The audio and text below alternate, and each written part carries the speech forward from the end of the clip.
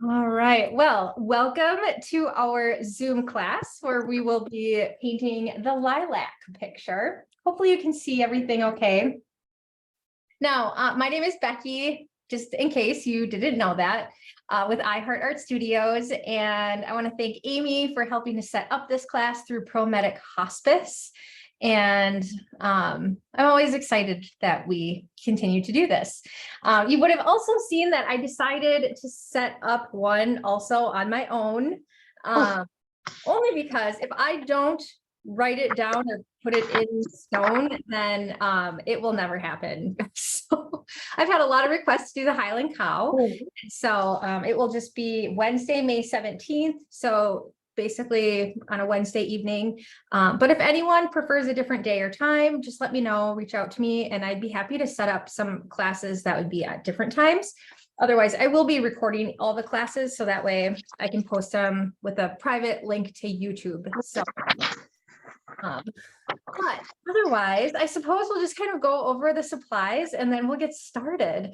I think this one will be really fun. I had a lot of fun painting it. You can totally create your lilacs however you want to.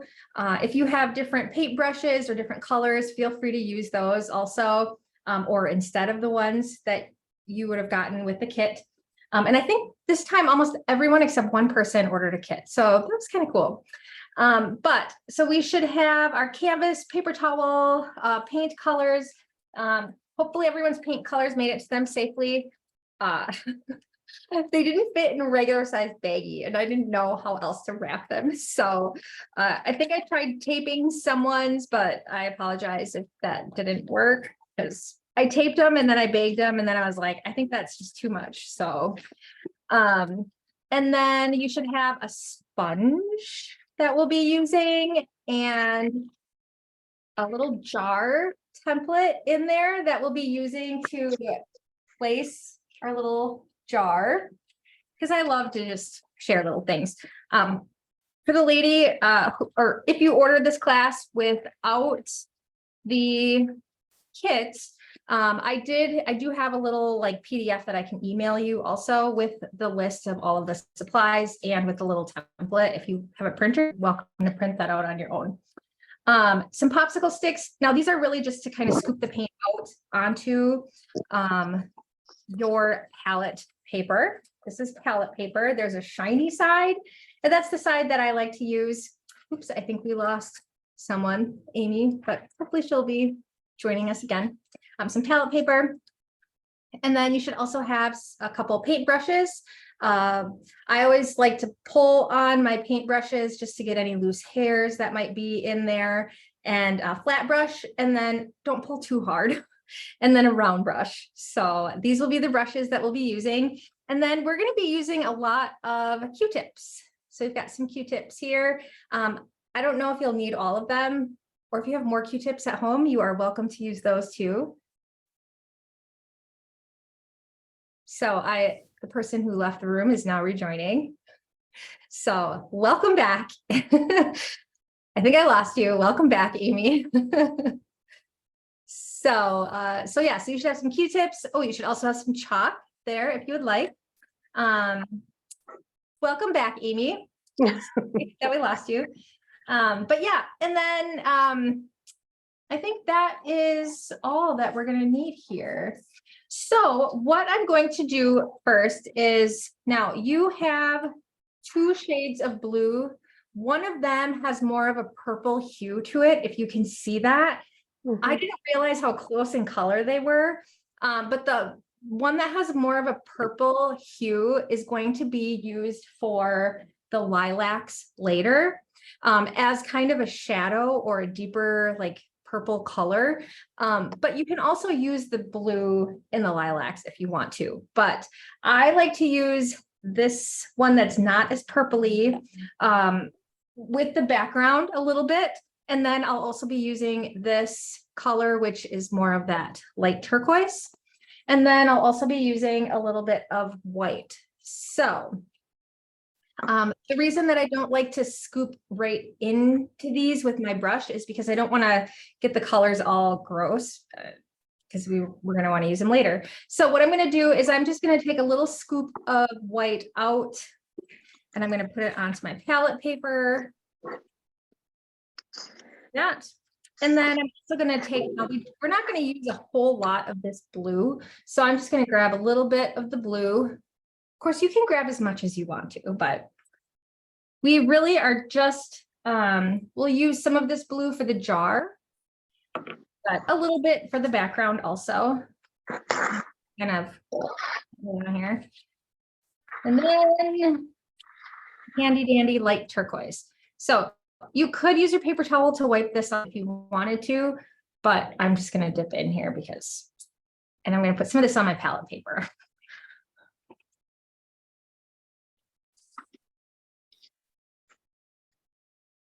So that's what my palette paper looks like. White, blue, and light turquoise.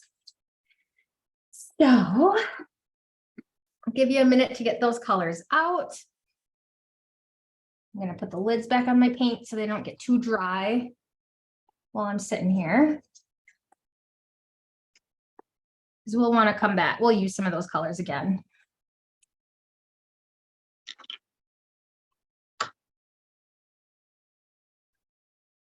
I think almost everyone watching this is a repeat person. So I'm very thankful for that you guys keep coming back every time we do this. Oh, I also wanted to apologize if I didn't. Okay, so I use Wix for my website when I'm setting up events for this, and Wix changed their format in how I set up events, and I did not realize that the chevron pumpkin questions were still in there. And then the reminders went out that actually still said chevron pumpkin. And I don't know how in the world that happened because I didn't do anything different. I always just kind of duplicate the previous event, but I've never had to go in and like change things like that before. So I apologize for that, but you are welcome to paint a pumpkin if you want to, but that's what I'm doing tonight. So, all right. So what we're going to do is we're going to cover the background, but we're going to use our sponge for it. So, now sometimes I haven't been dipping my sponge in the water. If you feel like your background, if you've done this in the past, and a lot of times I'll tell people, take your sponge, dip it in the water, and then squeeze the life out of it. But I find that sometimes what happens is there's too much water in the sponge still. So if you have done that already, it's perfectly fine, no worries. But what I'm going to do is I'm just going to take my sponge and I'm going to kind of hold it so I get a good grip on it. And then once I dip in the paint, I'm going to cover the whole thing. I am going to kind of press not too hard because I don't want to like push the paint where I'm moving it off of the canvas. I want to cover it, but I want to smooth it out. So I like to do that by just starting with a little hint of the white. So I'm just going to dip a little bit of white onto my sponge. And I'm going to just start up in the corner and just kind of start. And I do this in sections. So I'm just going to put a little bit of white. I'll do the edge a little bit just in this little section. And then what I'm going to do is I'm going to grab this teal, this lighter teal, and I got a little of the dark blue in there just because they're kind of close together, and go right over that white. And it's going to kind of create this lighter hue. Now, my original picture here, it does have a little bit more blue in it. So you can adjust that just by taking a little hint of the blue. I don't wash my brush or my sponge in between. And I'm just going to kind of see how it just kind of blends in a little bit, just kind of smushing it on there. Now, I don't want to work too much in this area because it's going to dry really fast. Smooth it out if it's really thick, and then just kind of push the paint around places where there's no paint yet.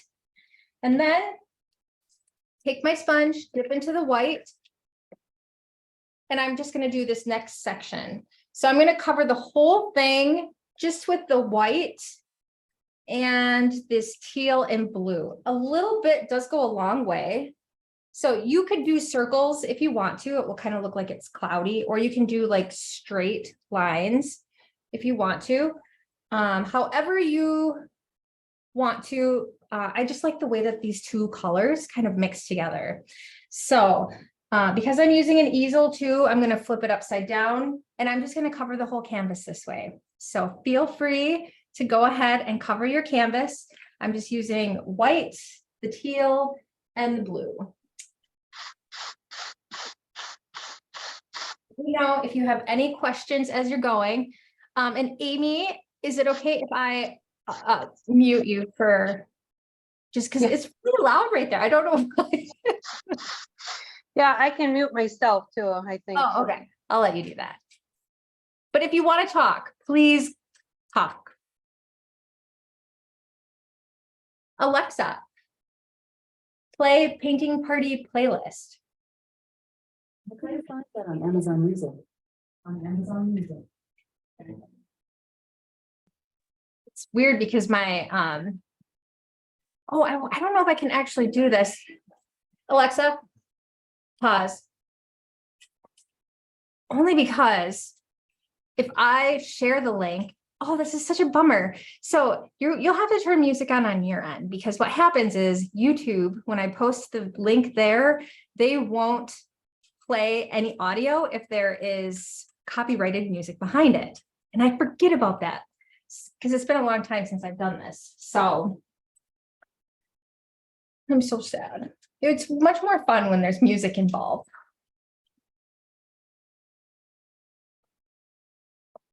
We could just sing. That would work. Shake it, baby. Now this should dry pretty fast, but what happens is sometimes if you just keep working over in the same area a lot, then it's going to start drying and you're actually going to start pulling it off. So you're going to see the canvas underneath. So try to keep it, you don't want it like too thick, but just kind of work it and then let it be once you have the whole thing covered. If you need to go back and kind of cover up some more parts, that's perfectly fine. If you want to change the shade in some spots. And don't forget to do your edges if you want to do your edges. I just always feel like this gives it such a smooth coverage. And it is kind of hard to sometimes stop messing with it because I have that problem.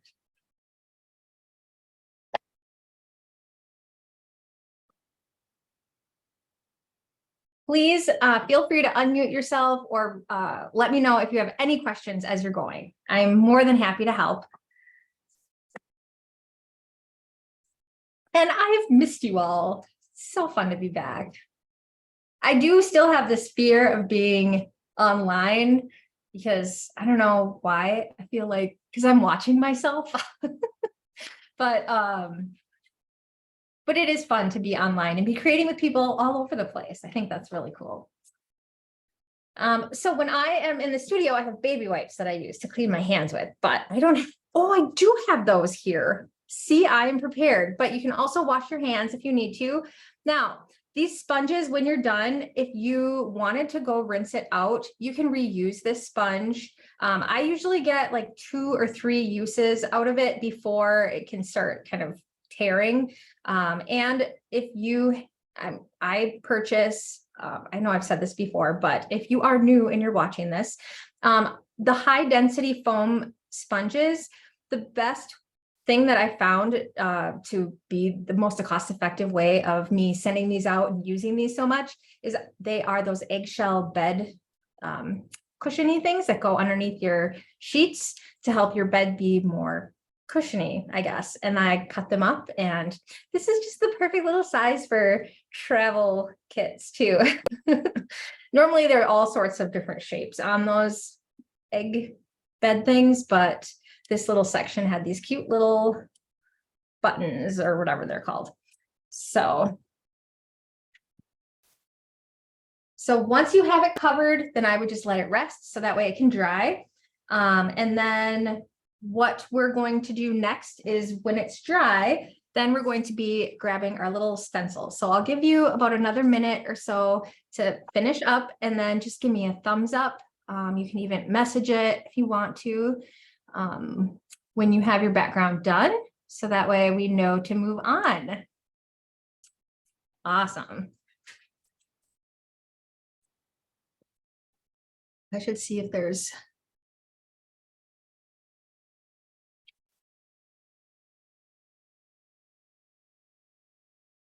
Oh, I see a thumbs up.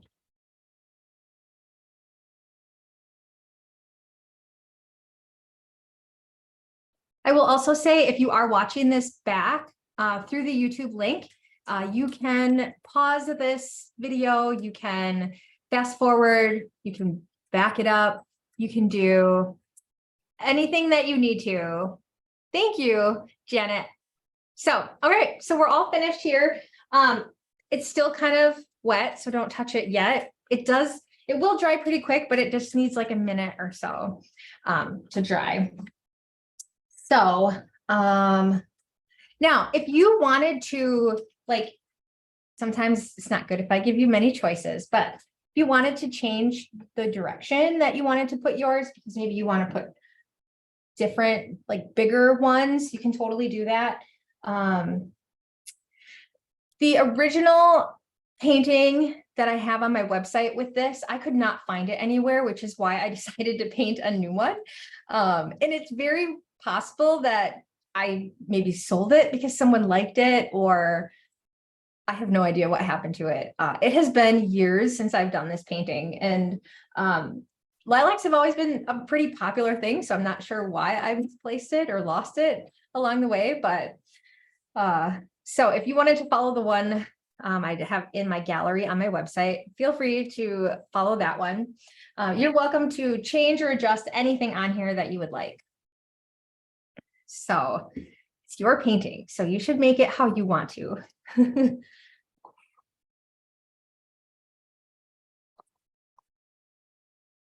So I don't know, are yours dry already? Because mine is not dry. Yeah. Okay. Just a little tip, you can tell that it's dry when it is matte looking. If you're not sure how to tell when it's dry, try and find some light that you can just kind of, I don't know. Oh, see how it's kind of shiny? That means it's still wet. But you can also see parts that it's not shiny anymore. Those parts are dry. So it is drying. It's just still got a lot of wet spots on it. My house has really poor lighting, so I bring home like these kind of lights to do videos at home. So that way it's not just like bright lamps in my face, because I don't have any like overhead lights in our living room, and it's all just lamps and they don't give great light. But it is still light outside, so that is good.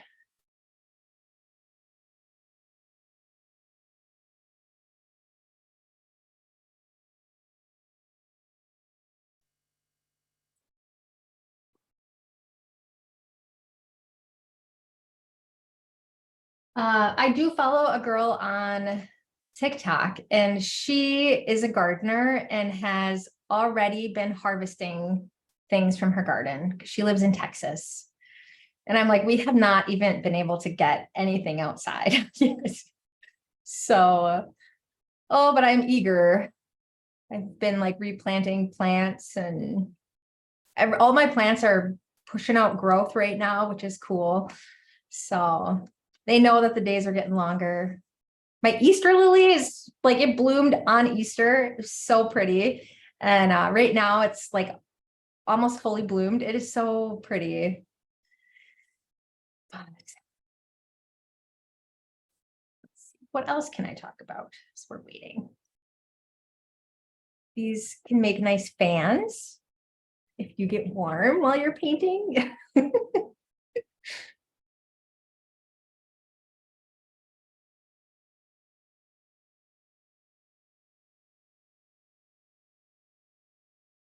Is mine the only one that's wet? I don't know. It's almost dry, almost.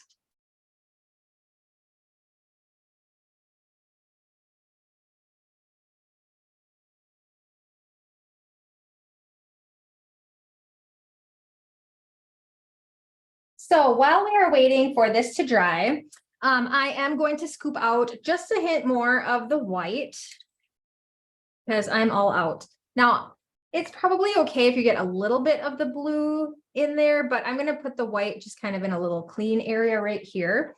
And then you're also going to want to make sure that you have some of this other blue on your palette paper. And you probably won't need too much white because when we're making the jar, we're going to be using some water with that because we don't want the paint to be opaque, like really like thick. We want to be able to see through it. So that way it looks more like a jar. I would say I should pull a jar out and show you, but I don't have any right around me. So now, if you have a pencil and you would prefer to use a pencil, you're welcome to do that. Otherwise, if you wanted to use the chalk, hopefully yours is dry enough.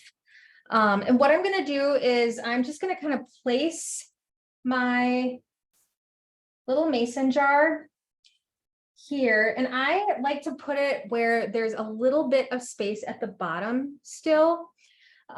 Because when we're chalking it and we paint it, see how it almost goes to the bottom, but most of it, you can still see the bottom, but you are welcome to change this. As someone who loves to like put flowers in vases, I know that a lot of vases aren't mason jars. They can be like other cool fancy things. So if you wanted to make like a big fancy vase, you're welcome to do that. But I am just going to use the edge of my chalk just so it's not a huge line, like thick line. And I'm just going to chalk around my mason jar, just kind of holding it in place. Now, if the chalk isn't showing up, that means that the paint is probably still kind of wet. So I'm just going to place that. And then you should have a little chalk mark on there.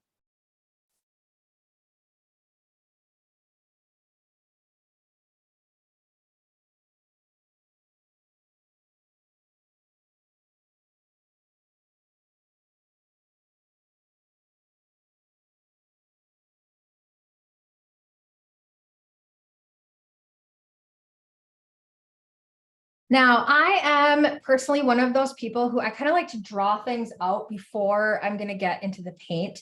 So the other thing that I'm going to just, since we have our chalk out, that I'm going to do is about an inch up from the bottom of the canvas. You can see on this one here, there's this little gray line here. All I'm going to do is I'm just going to draw a line with the chalk that's just going to go across. Now you could draw it through your jar if you want to, but I'm just going to kind of draw here, lift it up, come over here and draw the rest of the way, just so I have an idea. So it's kind of like the table, but it's a shadow of the table that it's sitting on. You can see that.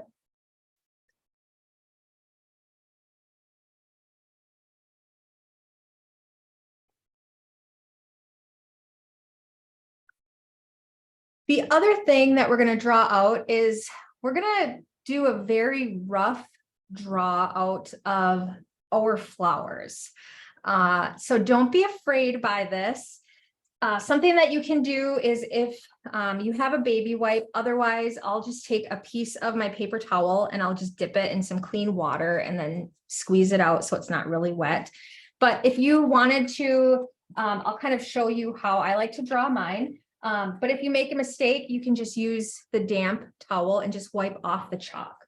So typically, when I am painting lilacs, they kind of have this triangle shape. So I'll just try and point out some of the triangles here. So you can see there's kind of this triangle here. Even though there's a curve to it, the main shape of it is kind of a triangle. Here, it's kind of a triangle. There's still this kind of triangle. They're kind of triangle shaped, if that makes sense. The other thing that you can do when you're painting these is you can kind of just create like a line through the center of where you think you want to have it, just kind of drawing a line like this. And then you can start very small up at the top and then widen it out as it comes down. But everyone is like, you are going to have your own way of feeling comfortable with that, because we all are going to like learn different. We all draw differently. So what I like to do, first of all, is I like to make sure that the stems are going to hit in the jar. Okay. So I want the stems to be in the jar. So I'm going to just start by drawing a chalk line here.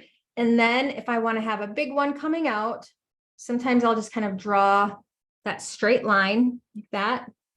And then here I'm going to kind of make this little triangle where it's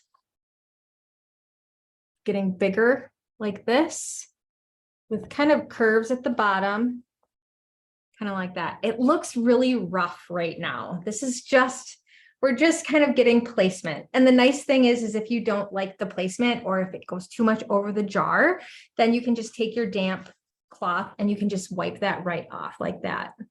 So the other thing is if you do wipe things off, it does take a moment for it to dry so you can re-chalk it on there. So I'm going to just kind of put one here. So it's kind of like in the jar, like not in the jar, but just above the jar. I'm going to do another one that's coming from inside the jar, and it's going to come up this way, and see it kind of has this little curve to it. So again, this little triangle, put like a little arrow at the top. And then it's going to just kind of start bulging out a little bit. And then we have our little triangle shape deal. And so I'm basically just kind of looking at the picture that you should have on here also. And just kind of getting these shapes in. So this one here is going to have, it's going to kind of fall down over here. You put a little arrow at the end of it and then just kind of widen it up. And these ones are going to kind of lump together, so you don't have to try and figure out how to get it in there. Is this okay? Like how I'm explaining it? Are you understanding? Okay. So if you wanted to draw, otherwise I will just continue drawing mine. You're welcome to copy mine, obviously. Or if you want to go and do your own thing, you can do that too. But I always like to just start in the jar just because it makes it a little easier to know where it's going. One's going to go straight up. A little point at the end, the arrow.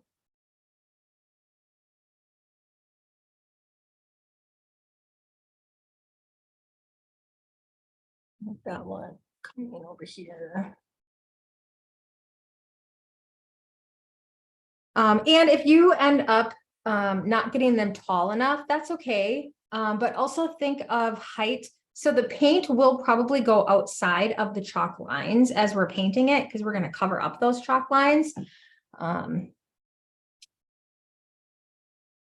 Little arrow at the top, and then I'm just going to kind of pull this one in.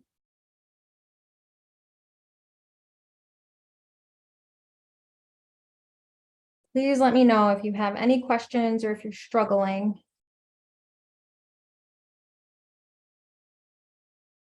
One thing I do find to be a little helpful is once I have the placement, then I'm just going to take my damp cloth and just wipe out that center line so I don't have all these crazy lines in here. So you can just take that damp cloth and just wipe out those center lines. So you just have the flowers.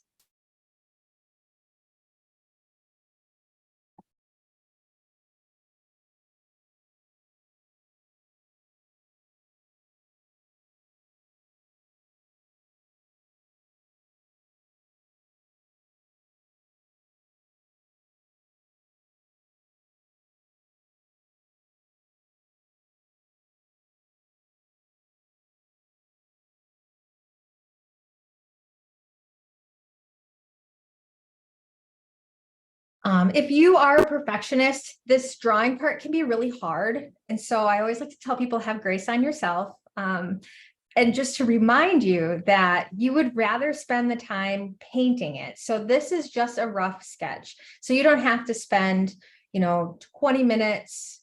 This is not me like accusing any of you doing that, but I always just like to remind people, like, you don't have to spend all of your time in the drawing stage. This part can be really messy because you're the only one who's going to see it.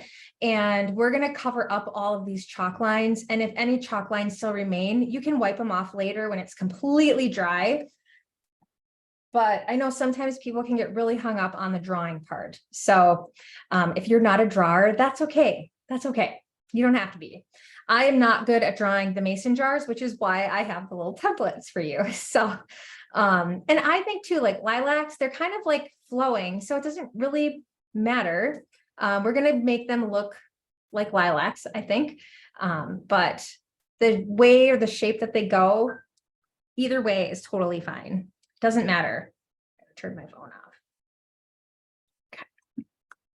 So once you have this part done, the next thing that I'm going to do is I'm just going to draw a couple leaves in there. So you are more than welcome to add more greenery if you would like to. But what I like to do is in the places where the two of them would meet, I would typically draw a little leaf, like the top of a triangle coming out, or any places that you feel like is blank space. Because we are going to draw our leaves before we draw or do our lilacs. Here you can see that I ended up covering up some of my leaves with lilacs, because if you were actually looking at lilacs like in a tree or in a bundle, there will be some leaves that are covered up. So it's okay. But if you have, like, I would want to place a couple like a leaf where I have, like, where they kind of have this bigger V. This one up here, there's not as big of a V, but you could probably put one right in here. And leaves are kind of little football shapes. So I just, the top of it, so it's kind of like, just like a rounded like the top of a triangle, just kind of rounded. I'll probably put one over here this time. And you can even have like two of them coming out of the same spot if you want to, kind of like that. And if you wanted to draw the whole leaf, you can. So the whole leaf is going to look like a football shape. Let's see, I'm going to put one over here. Maybe one here. And then I may want to have a leaf in the center here somewhere. But I know I'm going to do my jar before I do the leaves. And so I'm not really sure. I'll probably, I don't know, maybe put one there. Or maybe I want to draw one over the jar once I have the jar done. It's an idea too. Okay. So let me know when you have kind of some drawing parts done with your little thumbs up. And then I will go on and show you how to paint the jar. I'll keep this close so you can see. Okay.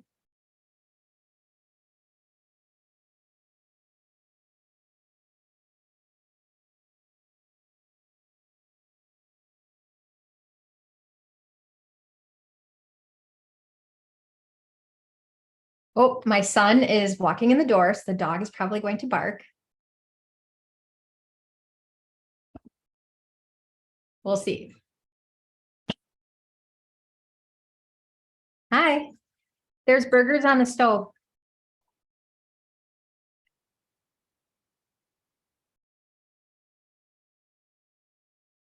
Sorry for the little interruption. But I didn't put any cheese on the other ones. If you want to put cheese on it, you can. All right.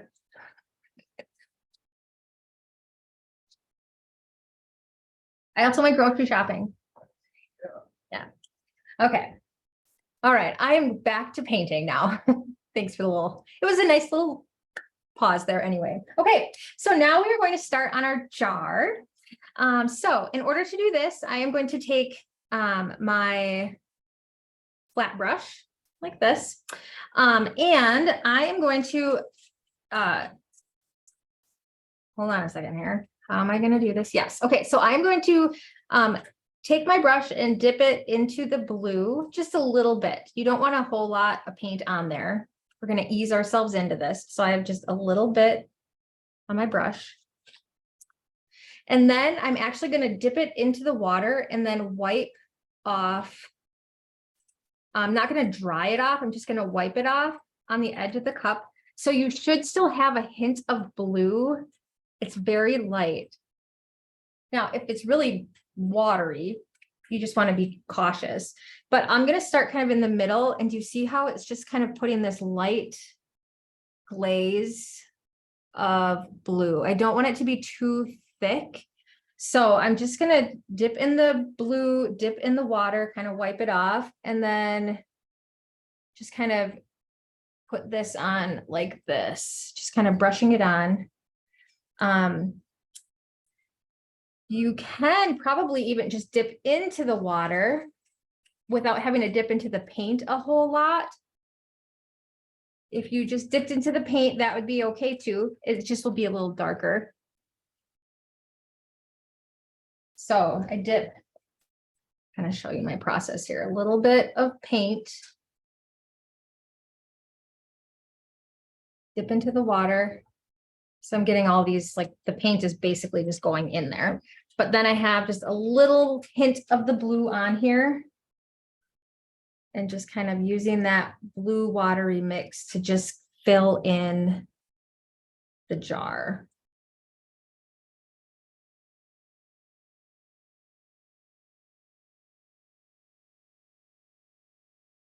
You can go back and forth if you want to, or up and down. I usually go, I guess, up and down, even though I was just going back and forth.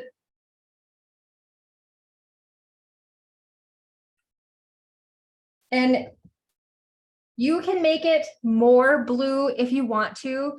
If you don't like the watery look, you can just dip right into the blue and get it a little bit darker.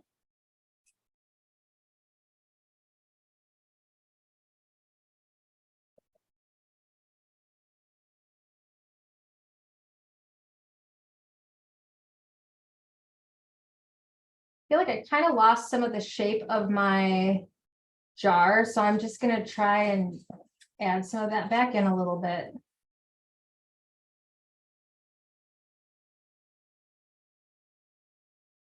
So I have a little bit of that shape back in the top part of the jar. Another thing is you can also grab a little bit of the white, and let's see here. If I just take a little bit of the white going over the blue and just do some like light streaks with it, it will look like it is got some light reflecting on it. Now, on my sample one, some of this white I did after that blue dried. So we'll come back and do some of that. But if you wanted to just get a little bit in there, a little bit of white in there for right now, you can.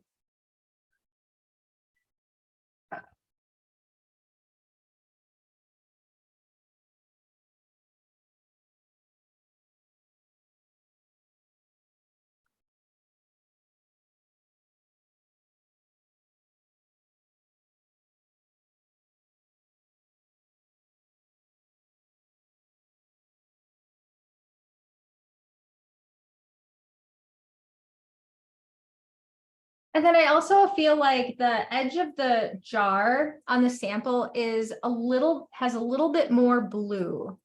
So you could use your flat brush for that, but for this one, I am going to use my round brush, and I'm not gonna dip it in the water. I'm just gonna kind of roll it around in that blue paint. So you can get a nice tip on it. And then if you think of a ballerina, keep it up on its toes like this. If you're working flat, just let the tip of it kind of touch the edge of the jar. And that will help give it more of that shape.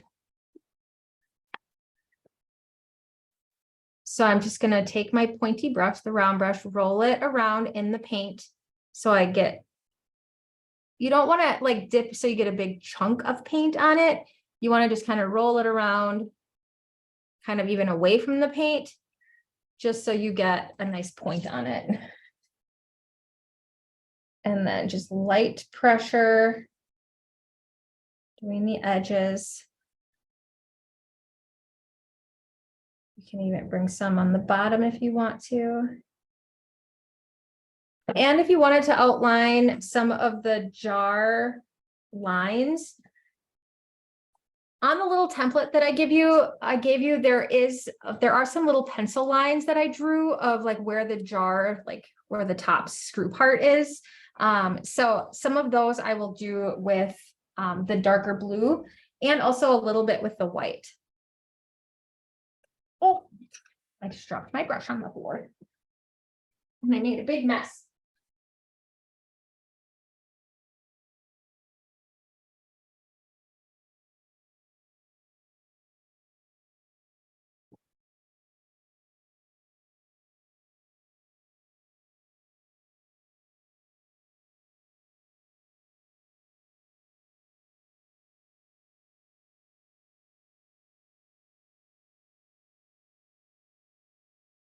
The thing that's kind of nice though too is when you're doing the round, those round edges, if your lines get too big or they're too shaky, rinse your brush off and just take water and you can just kind of scrub alongside of that. Oops, make sure you stay inside the jar. And that will help to make the line smaller and it will help to smooth it out. So I'm just using water with that thick line. And you just kind of touch the tip on that line and that will, with a little bit of water, and that can help kind of smooth it out if it got a little too thick.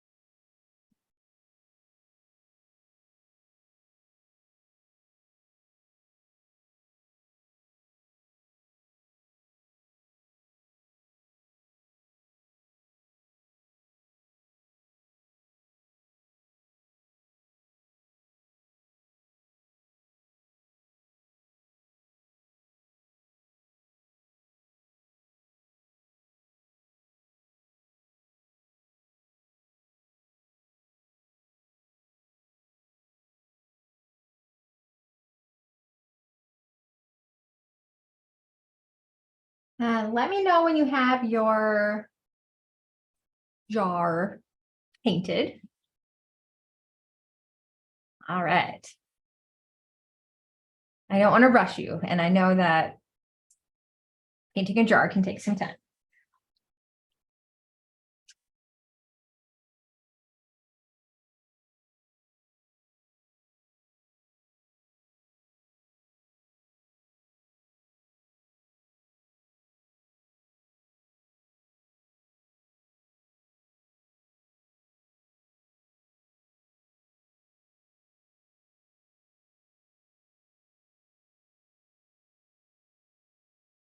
All right.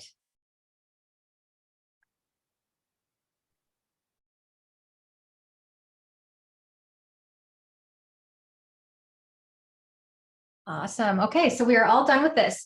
Now, the next thing that we're going to do is we're going to grab some of our green paint. Now, you don't necessarily have to pull out this because we're really only using the green for the leaves. But I am going to rinse off my brush. I'm going to use the flat brush for this, the gold one. And I hope the round brush is working well for you. It's a new brush that I'm trying out and it seemed nicer than some of the other ones that I was using in the past. So you don't have to let me know right now. You can wait till the class is done because it might break before the end of the class. No, I don't know.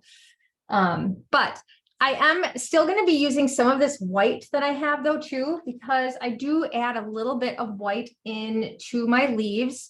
And then you might want to grab just a little hint of black out and put it on your palette. You probably won't need a whole lot. I'm just going to put like a little dabble on there. Dabble, I think that's a word. A little dollop. That's the word I was looking for.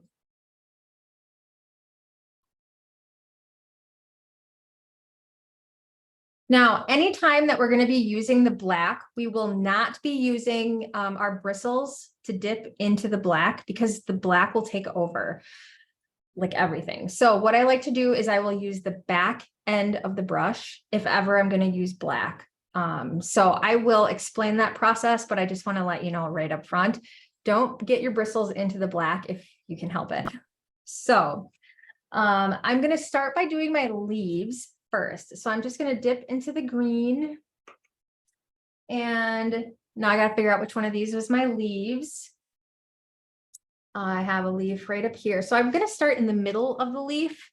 So that way I can just push the paint towards the end. And it's okay if you get that, like if you pull the paint into the lilac a little bit.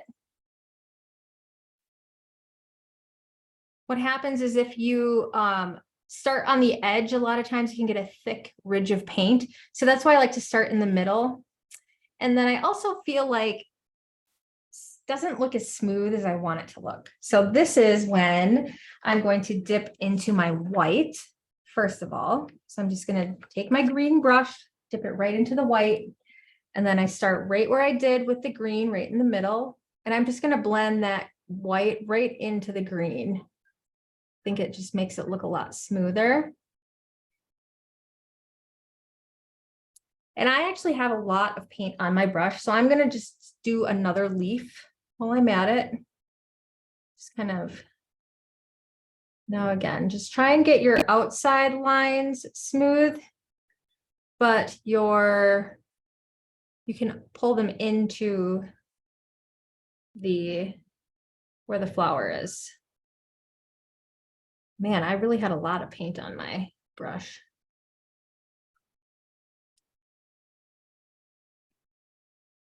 Now, sometimes it's nice to add a black shadow right off the bat while you're painting, but like I said, I don't want to dip the bristle in there. So I'm going to take the back end of my brush, little dip into the black, and actually do a little tap on your paper first. And then near the base or the bottom, put a little dot like that, and then just blend that like towards the bottom area because I want to keep it as a shadow. And I still have some on my brush, some of that darker. So I'm just going to do the next leaf and then still have a little dot there. So I'm just going to blend that one. And if you need to grab more green to go over it, you can. If it's got too dark, might have to do 2 taps off there before and that just adds like a natural little shadow that blends right into the paint. So you don't have to come back and add it later. So I'm going to do, now if you don't like the black, that's perfectly okay. The only thing I would suggest doing is if you do that, just make sure you wipe off the back end of your brush. Otherwise you will get black on your face later because I do this a lot, or you'll get it on your clothes. So we don't want that to happen. If your brush did get too black, you can just rinse off your brush and start again. So I'm just going to do the other leaves that I have. I don't have a ton of leaves on mine, but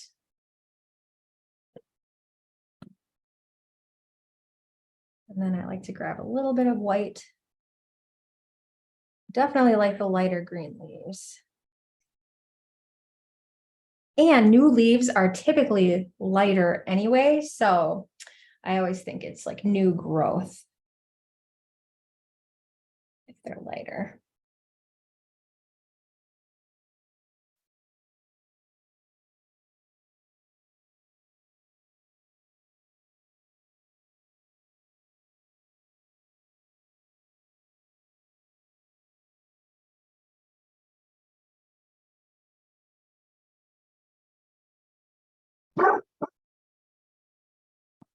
I heard a dog bark and that wasn't mine. I think my dog heard that dog bark too.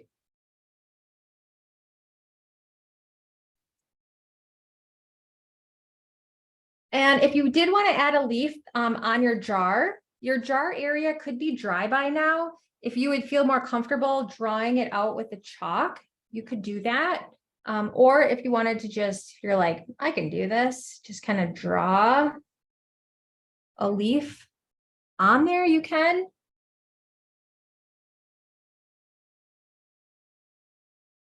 Sometimes I get a little leaf happy and just keep drawing leaves, too many leaves.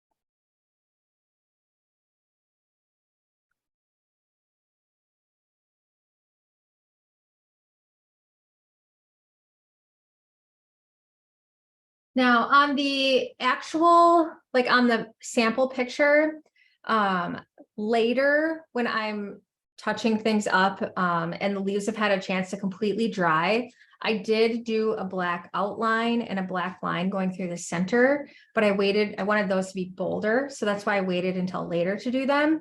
And then I also added these white highlights, but that's again, something that I added later after we do our lilacs. So if you're trying to do it now, it's okay, but just so you know, it would be easier to probably do that later.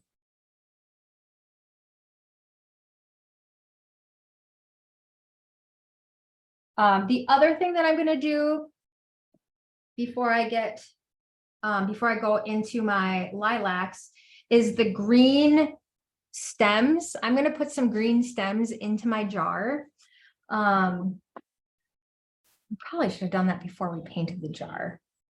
Didn't think of that, but what I would do now is just kind of dip a little bit into the green and then see if that water dip it into the water and kind of wipe off the extra water. And then all I'm going to do is just start up here and just kind of drag some stems in. It's really light, but there's just a hint of green in there. Because you want to be able to see just some stems.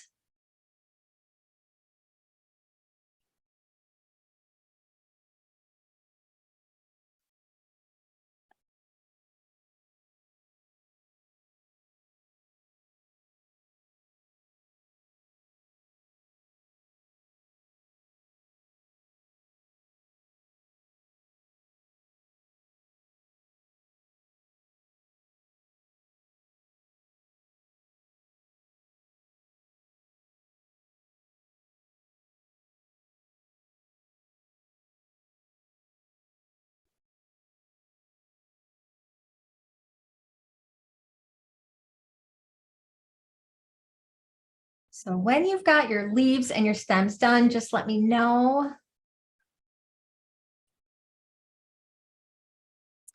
Well, Janet, you are on top of it right now.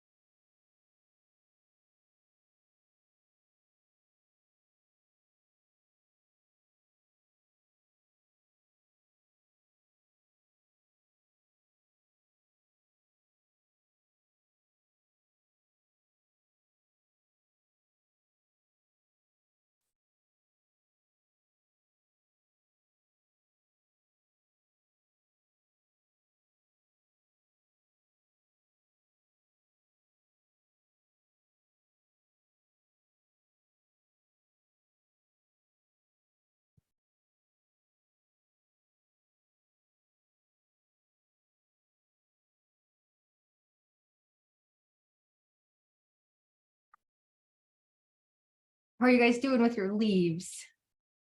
Good? Okay, awesome. Oh, you guys both at the same time. I just didn't know if I missed it or not. So now we're gonna have some fun with our lilacs.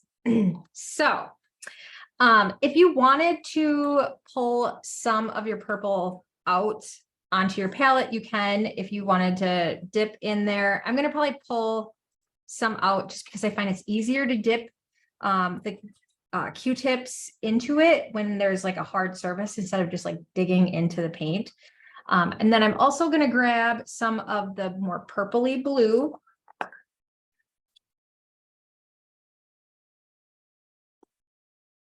And then you'll want to make sure that you have a hint of the black and just a little bit of the white also on your palette as we're painting.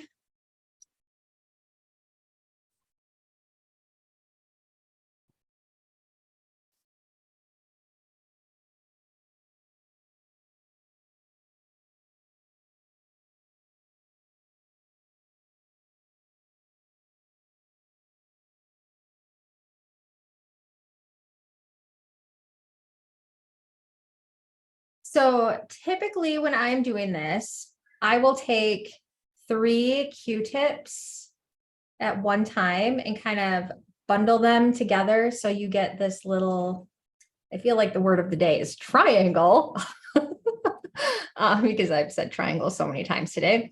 But so I will kind of bundle 3 of them together. Now, when you're using Q-tips, you have this side, and then you also have a couple extras. I think I put 5 in each one, which I know is a weird number since I bundle them into 3, but you know, it is what it is. So for this is kind of a dipping and dotting. So I'm going to start with the purple. So I'm going to take my little bundle of 3 and I'm going to dip into my purple paint with all 3 of them. And then I am going to, we'll just start on this top one here, kind of start like this, and you're just going to start tapping.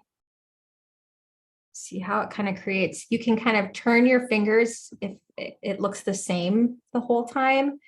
And I take mine outside that chalk line just a little bit, just dip it, and then I'm just going to keep going. Now we are going to be adding more colors to this, so you don't have to fill it in super thick, but I do try to cover up most of it. So you will be doing lots of this little tapping motion. If it's really thick in some spaces, I'll tap over that thickness. And see here, I'm even tapping over a leaf.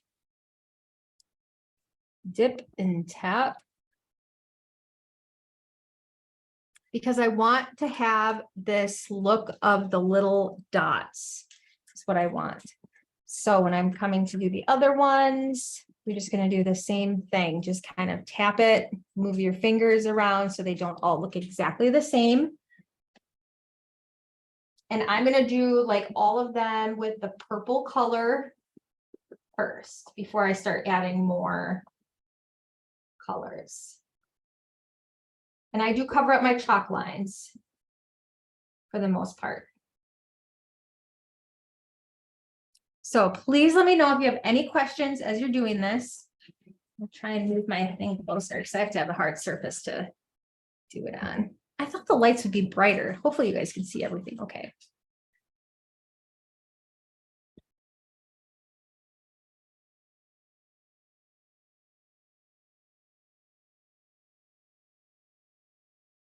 Now, if you'd like to see some of those leaves there, you don't have to cover them up. You can just kind of tap around the leaves if you want them to be together. Otherwise, they do kind of bundle together in the middle there, but we'll add that shape back in with like the black and some of the white after we get all the color in.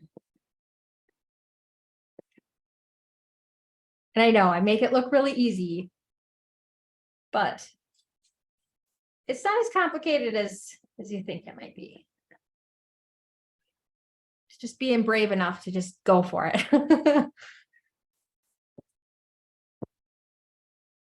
And I know that I'm also really fast, so don't feel bad you have to don't try to keep up with me.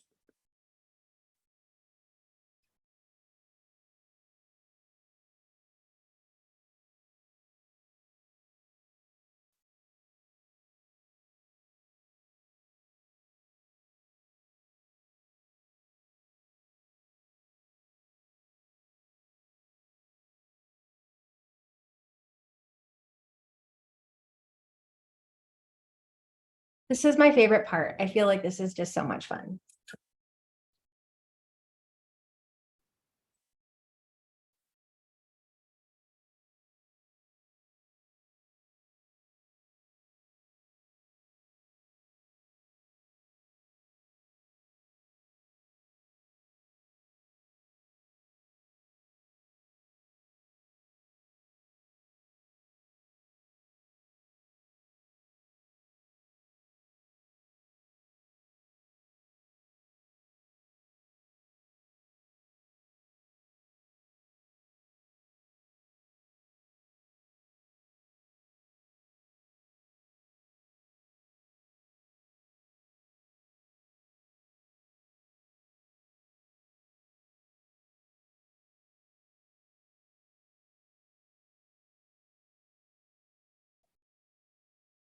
Now, one thing I will say, because I don't want this to dry too much before I do my next step, is so once you have them all covered with that purple, this is always a good time then to grab that other blue color.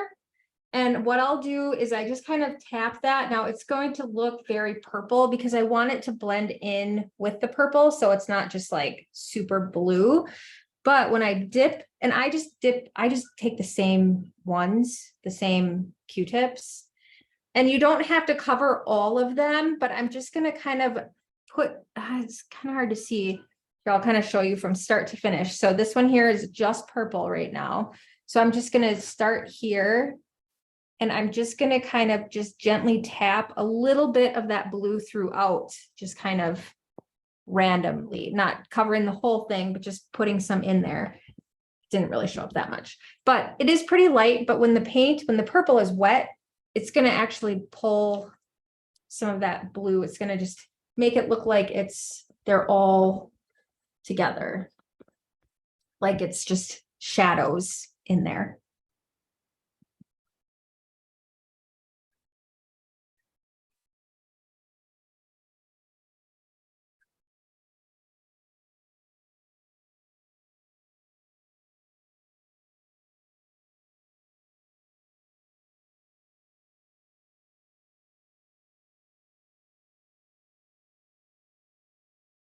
And right now, when I look at it side by side for my current one, it looks dark, but I honestly think like one of my favorite parts then is coming in with the white and putting some white in there. So I'm just gonna use my same Q-tips. If they're still working, if they're falling apart, take the one out that's falling apart. But now I'm just gonna take my same ones, dip into the white. And oh, I got a lot. So I'm just gonna put a white dot around because I wanted to get some of that thickness off. And you could just kind of tap some of that white then around. You could keep the white near the top of them, but I do kind of get the white in there more so because it just creates this beautiful look, like keeping some of those dark colors behind it, but just adding a little bit of white because it just highlights that purple so well. And you can keep it near the top part of your flowers if you want to. Sometimes I'll just kind of sprinkle in a little bit of white in other places, but keeping it more prominent near the top of the flower. Kind of getting that shape back, but still sprinkling a little bit in here and there. And if it gets too out of hand and the white is too much, just dip right into the purple and just go right over it. I think that's why I love doing this so much, is because everything can be adjusted.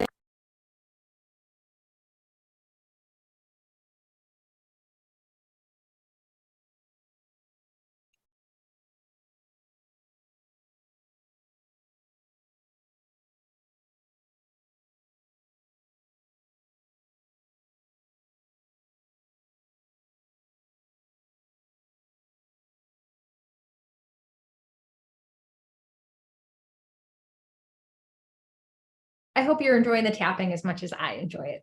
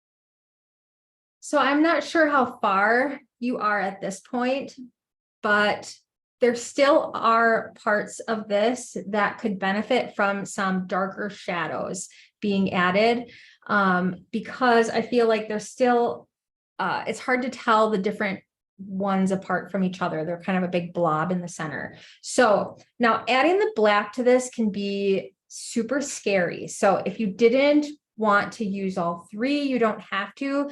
The other thing that you could do is if you took your, took a little bit of your purple and brought it over by where your black is, and then you just take a tiny little bit of black and kind of mix it in there to the purple to give yourself a much darker shade of purple. I don't know if you can even tell that, but a little bit of black is going to go a long way. So I'm just kind of adding a tiny little bit of black to my purple, but not like all my purple, just like a little bit. And then the places that I want to add it are going to be near the bottom, kind of like to give back those little shapes that we originally drew. So like there's more shadows near the center area, or on the back end. See how just kind of adding a little bit of that can get that shape back in. So you don't have to overdo it with the dark or the black, but just by getting a little bit in there, it makes the white brighter, and it will then get some shape back to your lilacs if you've lost the shape. Now, if you like it as it is and you don't want to add it any of the darker, you don't have to. It's completely a preference, because I know it can be really scary.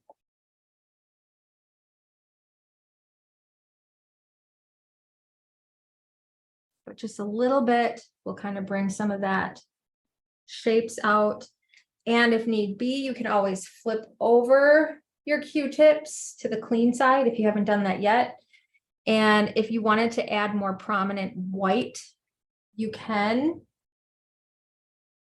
Like on the tops of sometimes I'll come back with just like more of a prominent, just like a pure white. Oh, my Q-tip's all like weird looking. Oops. If it gets a little crazy, sometimes I'll tap it on my paper towel too before I get it up there, because that's a little too much. So now I got to dip it in the purple a little bit.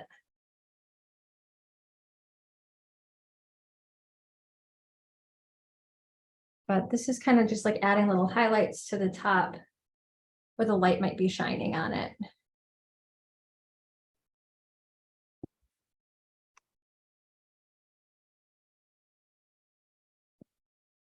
With Q-tips, I always feel like one side is really good and the other side gets really fuzzy. They must make them that way or something. Like there's like a fuzzy side and like a stiff side. So if you feel like yours are really fuzzy, maybe you should flip them over and use the other side.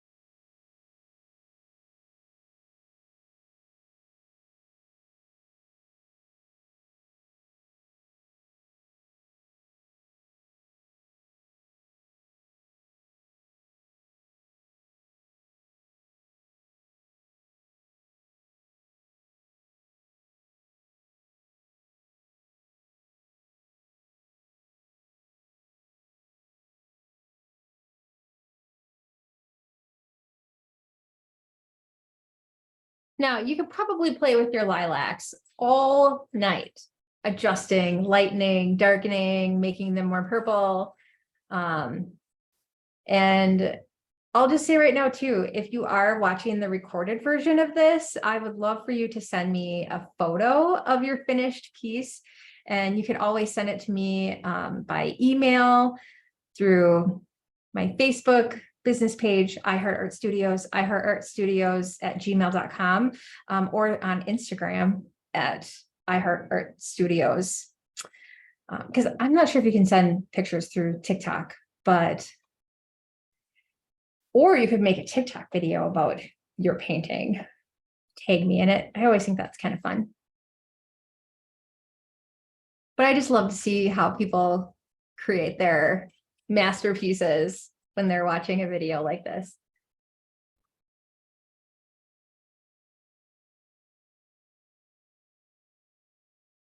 So let me know with your thumbs up if you have, like, once you feel kind of okay with your lilacs, or if you need help, feel free to unmute yourself or talk to me, message me.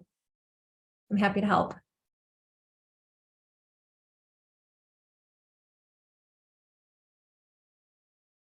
And then just to share some of the parts that we still have left to do is we're going to do our outlining and our highlights on our leaves.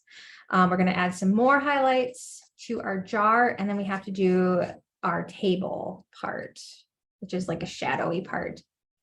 And then we're done. So we are very close.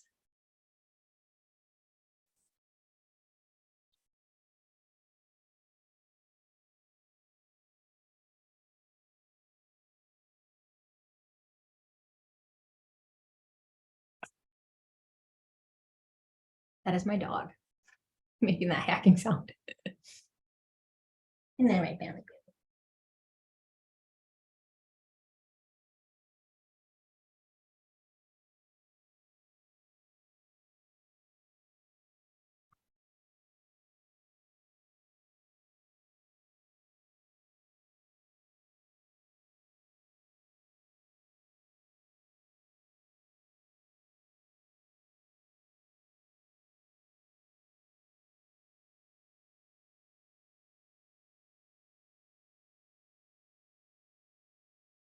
Awesome.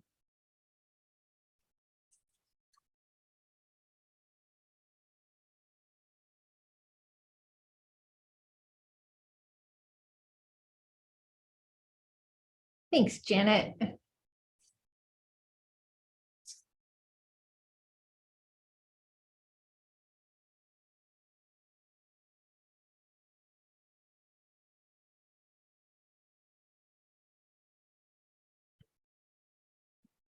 I feel like I'm playing that game where you have to guess the sound because my son is in the kitchen. And I think he just opened up a pint of ice cream because I heard the tear off the top. Am I right? He's not even listening.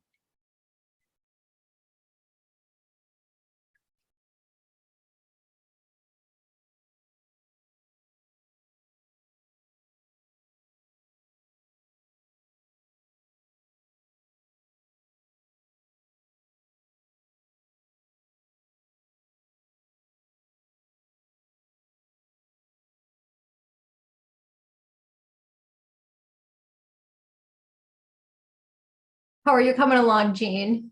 Did I miss your thumbs up or are you still working? Because I don't want to rush you.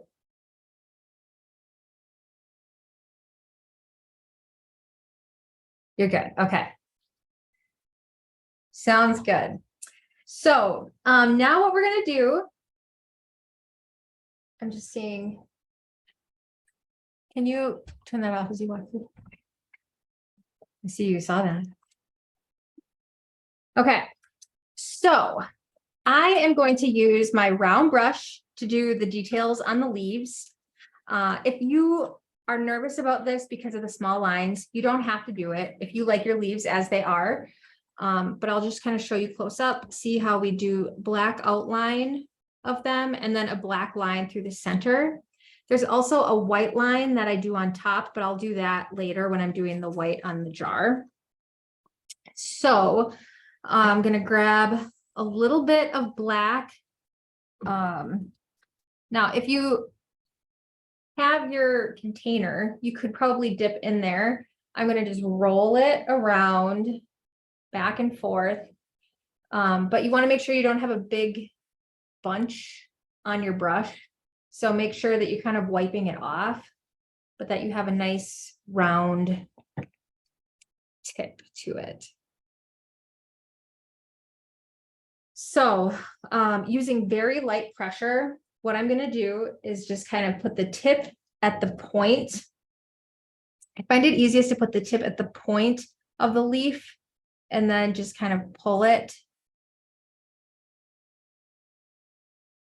like that towards the center. And then I'm just going to do a little line in the middle like that.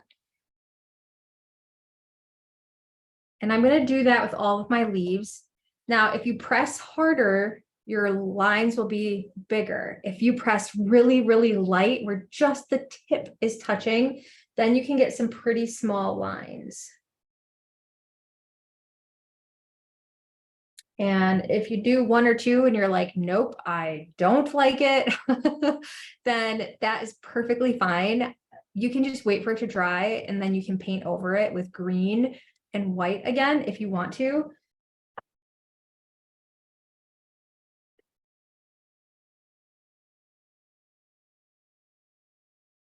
Now on some of these leaves, it's kind of hard to see where the center might be. So you just have to kind of make that up because you don't know where they are. And I'm not dipping in the paint every time. A little bit will really go a long way.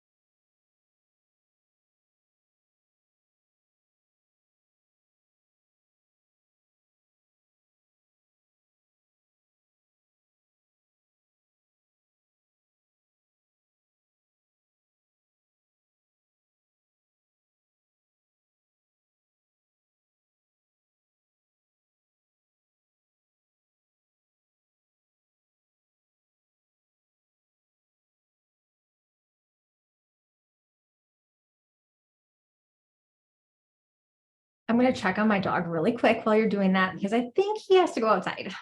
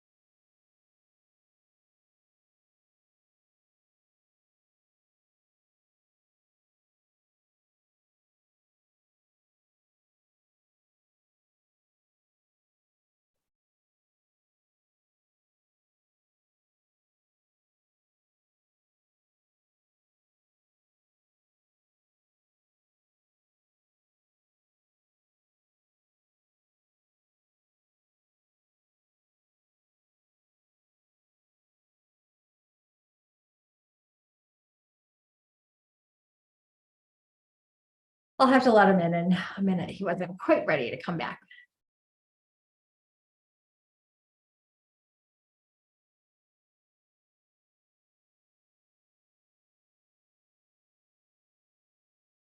How is the outlining going?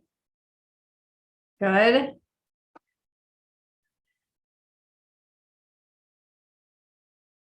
When I am doing the outlining, when I'm finished with that, you could still have a little bit of black on your brush. Now it's up to you if you wanted to use the black to create your shadow down here. But one thing is just with whatever black I have left, you could even dip it into the water just to kind of go on that line right there. I didn't want to dip in fresh black because I don't want a heavy black line. But see how if you just, like I just dipped into the water, so I just have kind of a watery line. It still is kind of black, but it's not like super black. And then all I'm going to do is just kind of use that water to just fill this in. Now you could use your flat brush if you want to. I guess I'm just using my round one because that's what I was using. But if it's too dark, you can always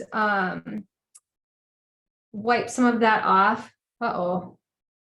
I'm having a hair fall out of my brush. See, I told you, don't tell me if you like these brushes until we're done. But I'm just going to dip in the water and then rub it on that black line and just move that down because I don't want it to be super dark. But you could do this with blue if you would rather.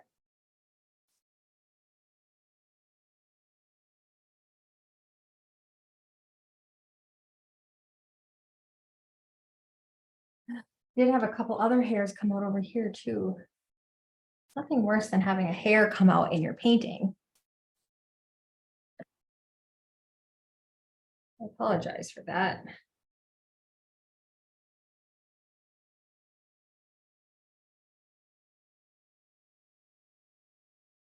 Oh.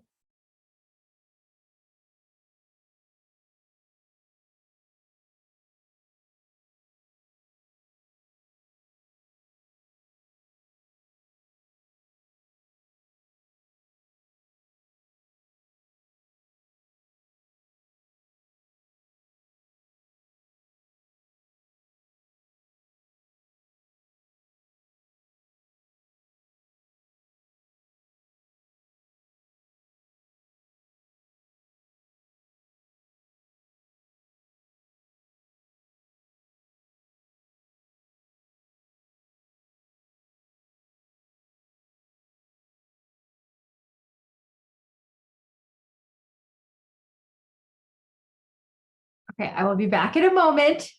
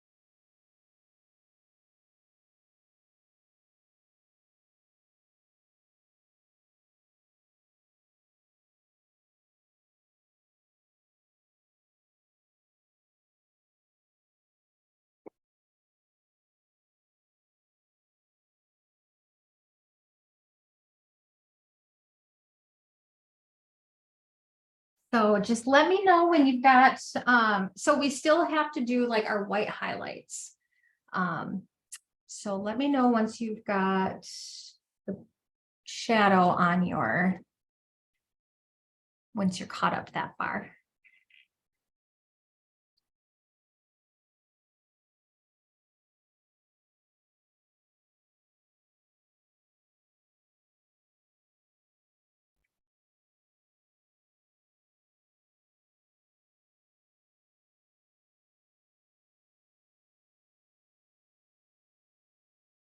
Thanks, Jean. Thanks, Amy.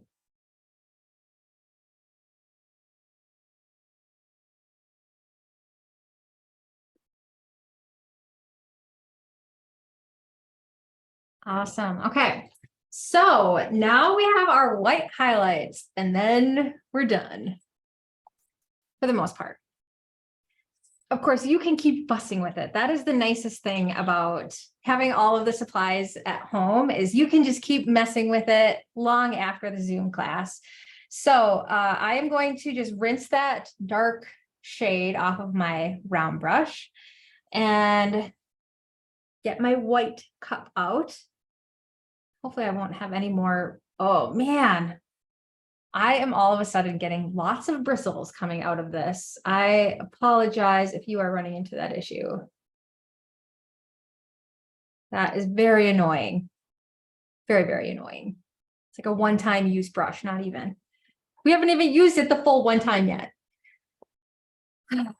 Okay. Hopefully it will get us through. So what I'm going to do now is just put some white highlights on the outside of my leaves and then just add a little bit more highlight into my jar. So for this, I'm just going to grab pure white, just kind of roll my brush around in there a little bit.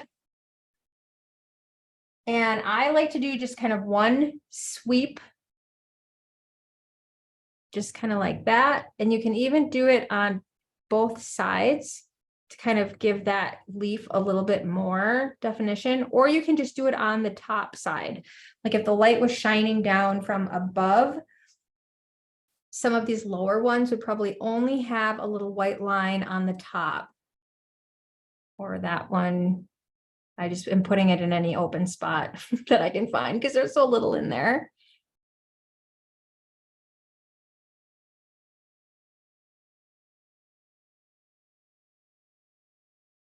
I do both of them over there.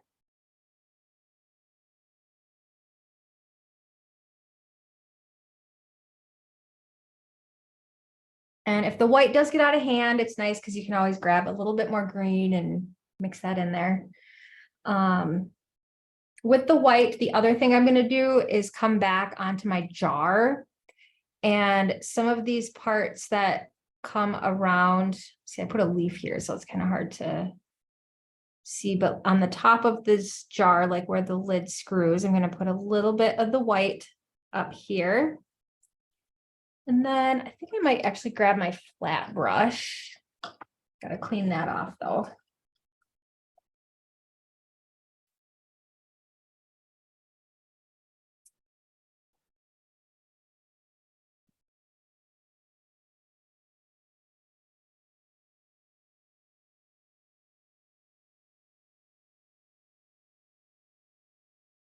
So I'm going to take my flat brush, grab a little bit of white, just kind of dip it in there.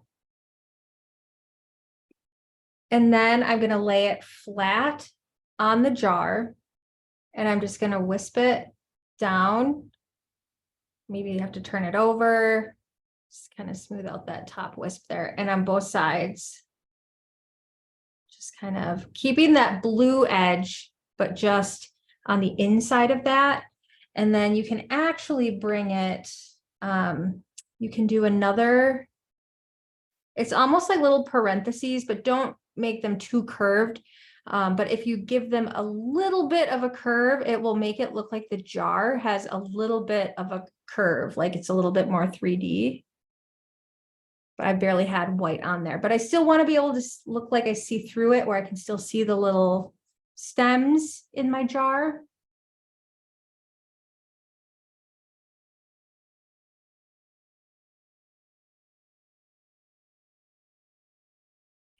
And from here, if there was any other adjusting that you wanted to do, you are welcome to.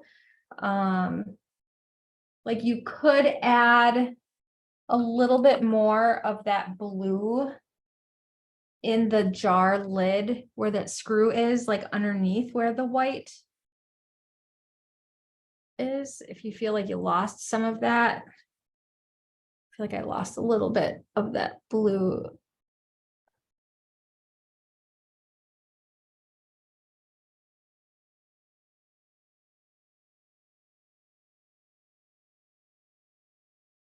Just a hint enough to get it back.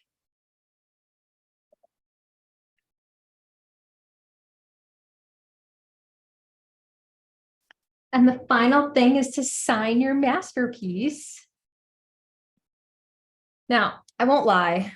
I actually signed mine with a Sharpie, which is why my signature looks very nice and clear on the original sample. So if you have a Sharpie, you can use it. Otherwise, if you wanted to paint it, you can totally do that. I've got to let my dog in. I'll be right back.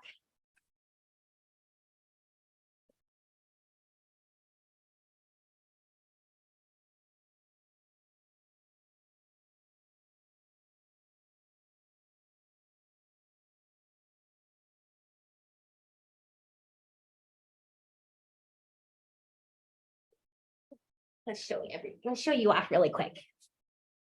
This is Bentley. I just thought I'd show him really quick. Isn't he cute? He's so cute. Ugh.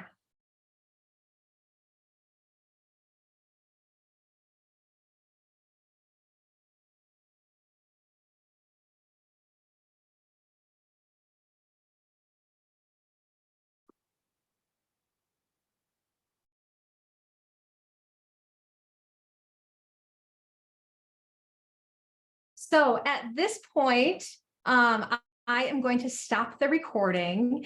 So I just wanted to, I will still be here for those of you who are live, but I just wanted to say thank you so much to everyone who is watching the playback of this, and feel free to reach out and show me your picture, and just reach out if there's something else you'd like to paint. I'd be happy to set up a class.